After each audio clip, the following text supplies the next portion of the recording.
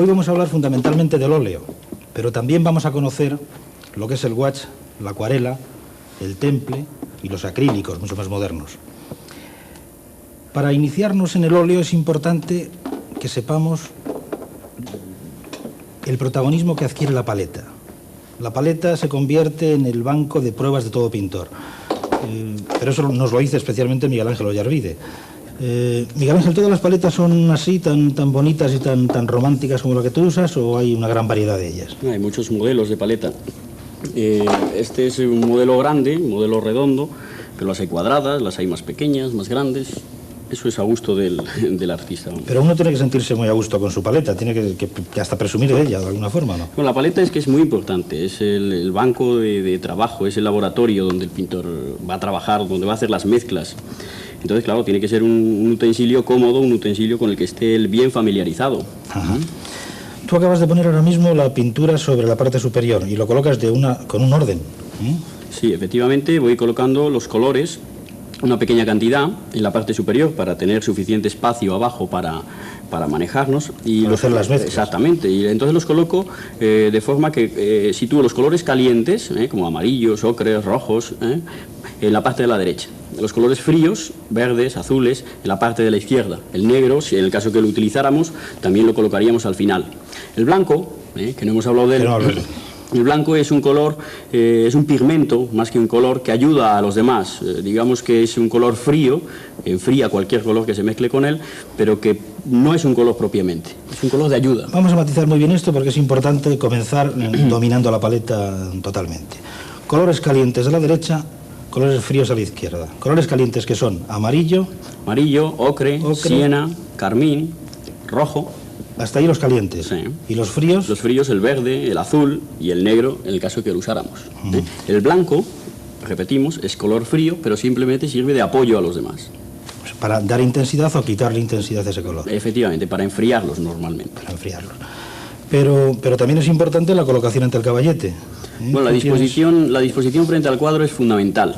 Es fundamental porque necesitamos una visión de unidad, una visión total del cuadro en cualquier momento.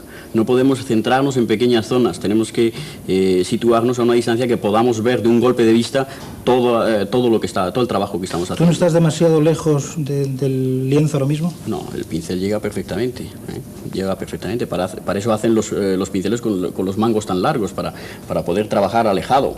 Sin embargo, puede haber alguna persona que tenga tendencia a aproximarse más y tampoco es problema. Hay mucha gente que tiene tendencia a aproximarse y eso es un vicio que hay que ir eliminando. Hay que empezar a ir eliminando. Hay que trabajar suficientemente alejado del cuadro. Bueno, y una vez que estás instalado ante el caballete, que tienes el lienzo virgen, impoluto, que estás ya tratando de obtener un color.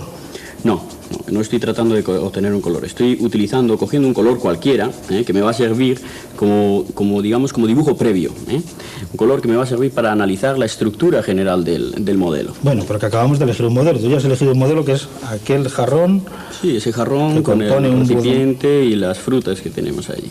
Bueno, ¿y la elección del modelo, por ejemplo, como este bodegón, es importante o no es tan importante? Bueno, en principio conviene no plantearse excesivos problemas con los modelos. Cualquier objeto, cualquier utensilio que se tenga en casa, o bien un modelo dispuesto a propósito, es fundamental, es básico. Vamos. Este bodegón es óptimo en estos momentos para lo que estamos tratando de explicar. Pero dinos algo más. ¿Todos percibimos de la misma forma el color? Quiero decir, ¿la intensidad con la que la percibimos es lo mismo o no? Bueno, yo creo que del color no debemos hablar todavía. Del color hablaremos en el momento que tengamos la estructura hecha. Vamos a hacer primero, fíjate, tenemos una especie de estructura triangular. Es un triángulo que está apoyado la composición en uno de sus lados. Entonces la jarra forma uno de los lados del triángulo. Nosotros la situamos así. Vamos encajando. Sí, pero tú lo inicias ya con toda la alegría del mundo. Manejas ahí el pincel como si supiéramos aquí todos. Sí, bueno, es que no hay que preocuparse por una excesiva precisión en el dibujo. Ahora no nos interesa la forma exacta que puede tener el asa, por ejemplo. No nos interesa para nada. Lo que nos interesa es la impresión, la estructura general. Luego ya matizaremos los detalles hasta el punto que queramos. Pero en principio es tomar un poco la impresión, la síntesis del modelo. Y lo estás haciendo con cualquier color, o sea, te sirve sí, me vale cualquier tonalidad. Un color que no sea excesivamente chillón, que no sea excesivamente oscuro. Y entonces, pues mira, vamos situando, esto va a ser una manzana, esto va a ser el recipiente donde están las otras frutas. Aquí... Esto ya avanza. Claro, de alguna forma, esto es por tu conocimiento y porque eres un artista, pero quienes nos iniciamos tenemos miedo al pincel, tenemos miedo al lienzo, tenemos miedo hasta mancharnos. No nos desenvolvemos igual. Nos tienes que dar consejos. Efectivamente, o sea, al principio siempre se tiene miedo al lienzo en blanco y se va con una intención de dibujar las cosas con mucha precisión. La pintura al óleo es una pintura muy cómoda porque es muy opaca y entonces las rectificaciones se cubren perfectamente. Es preferible soltarse de esta forma, liberarse del excesivo dibujo de precisión y empezar a trabajar con alegría, con soltura y sin miedo. Hablas de la libertad de expresión. Ahí tenemos que gozar especialmente, con el sentido de libertad que damos al pincel y al lienzo en blanco. Seguramente, Miguel Ángel, ¿me dejas que haga una prueba? Vamos a ver si yo, por ejemplo, mojo, ¿ante qué afronto? ¿Qué estoy afrontando en ese momento como experiencia vital? Bueno, por primera vez. Lo primero es la agradable sensación de tocar la pintura con el pincel. Es un material, el óleo, es un material muy fluido, a la vez un tanto denso y es muy agradable.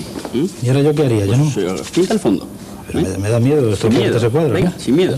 Pero sin más, así. Apretando más. Apretando más y con más. Con más cargado, exactamente.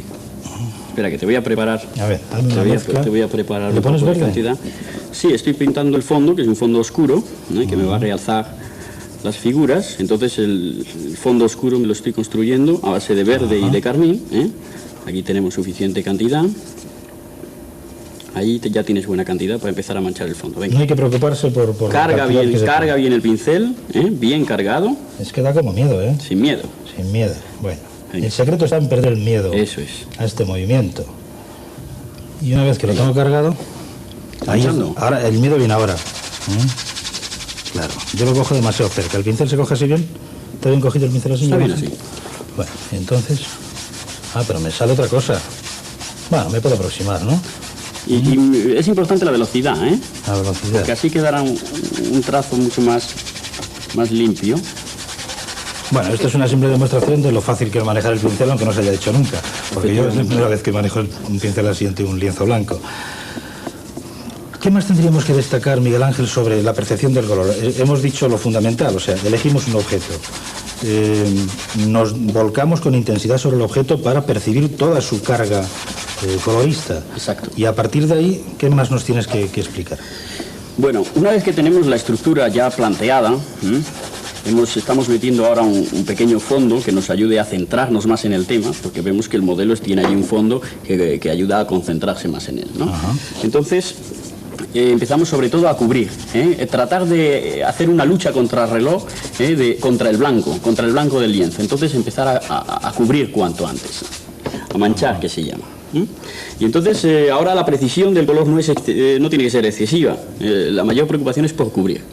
De todas formas, la percepción de color es muy singular porque normalmente la gente que no está acondicionada o no está acostumbrada a pintar, ve las cosas de una forma tonalista, los colores los ve de una forma tonalista, es decir, por ejemplo, en este jarrón, simplemente tú ves, ahora mismo estoy seguro que ves marrón oscuro y marrón claro y punto, ¿no? Claro, en la medida en que me detenga más ante él, pues efectivamente empiezo a descubrir una riqueza mayor, como decíamos antes. Efectivamente. Tú fíjate cómo, por ejemplo, los brillos, las partes brillantes, ¿no las ves con un tono más grisáceo?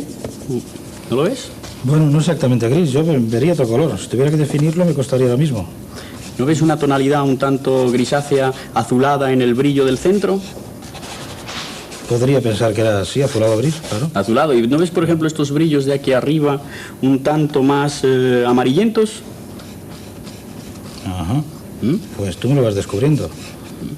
Si esto es cuestión de observar, de analizar, muchas veces conviene estar más tiempo analizando el modelo que pintando. Sin embargo, Miguel Ángel, por Bueno, por ser más prácticos, no siempre se usa el pincel en el óleo, o sea, en otras ocasiones utilizas otros elementos, como puede ser ¿qué? Por ejemplo, la espátula. Pues te interrumpo y coges la espátula. A ver Sí, cómo... o sea, el pincel es el instrumento más clásico, ¿no? Pero la espátula también nos sirve perfectamente para aplicar el color. Nosotros cogemos la espátula, Perfecto. recogemos pintura con la espátula y la aplicamos sin ningún problema. Eso todavía es más divertido que el pincel, ¿eh? Exactamente. Es más divertido. ¿Quieres probar? Me gustaría ver. También sin miedo, ¿eh? Eso es. ¿Cómo se coge? ¿Cómo se coge en principio Se coge así. la espátula sin más cuidados? ¿Eh? Se coge por su parte plana, de canto, se recoge pintura Ajá. y se deposita en el sitio ¿Y adecuado. qué hago? ¿Vuelvo a estropearte esto? A ver, ¿qué le faltaría aquí? Nada, no podría hacer ahora nada de eso. Vale, muy bien. Pero, ¿qué sería? Hacia abajo, ¿no? Sí, Sin miedo, eso, igual. eso es como si estuvieras afeitando la superficie. Pero ya te roto los brillos. ¿O tú lo arreglas No, después? esto no tiene ningún problema, porque fíjate. Ahora en un momento cogemos blanco, Bueno, es una delicia esto. le añadimos un poquito de azul, porque los brillos esos los vemos azulados, y entonces metemos ahí algún brillo. ¿En qué medida los grandes pintores han utilizado elementos distintos al pincel? Por ejemplo, hasta la mano, los dedos. Bueno, los dedos se han empleado a veces para fundir algunas zonas, pero vamos, no es un uso muy normal, el uso de los dedos. Pero, por ejemplo, ¿tienes alguna noticia de que, pues no sé, un Greco, un Velázquez, un Goya... Sí, bueno, hay noticias, Tiziano, por ejemplo, utilizaba mucho la espátula, sobre todo en el estudio de ropajes. Incluso los dedos se han utilizado muy a menudo, Leonardo, para fundir, para conseguir esas calidades tan fundidas. O sea, una vez que la pintura está aplicada, pasar un poco el dedo para fundir los tonos. ¿Tú quieres avanzar un poquito más en el cuadro? Sí. Y estás de alguna forma ganando la imagen, porque si nosotros tuviéramos ahora que corregir, ¿cómo haríamos? Que me parece un problema importante. Bueno, no es el momento ahora todavía de corregir, porque todavía no tenemos el modelo todo manchado, es decir, todo el cuadro cubierto. Bueno, pero si tuviéramos que obtener un color más fuerte, por ejemplo, ¿qué harías? ¿Un color más fuerte? Sí, si tuvieras que dar aquí un color más fuerte. Bueno, pues dar un color más fuerte, pues simplemente el color que yo tenía de base, que estaba dando, pues le añado una pequeña cantidad de siena tostada, un poco de verde, porque veo que el oscuro aquel es frío, y el verde me ayuda a enfriar el color, y entonces, por ejemplo, puedo ir poniendo estos matices oscuros de aquí abajo. Perfecto. Pero bueno, ya está el cuadro terminado prácticamente. No, el cuadro está simplemente en marcha, está manchado. A partir de este momento hay que continuar cubriendo las zonas y luego cuando esté cubierto pues empezar a trabajar detenidamente por zonas. O sea que el trabajo final puede ser el más importante.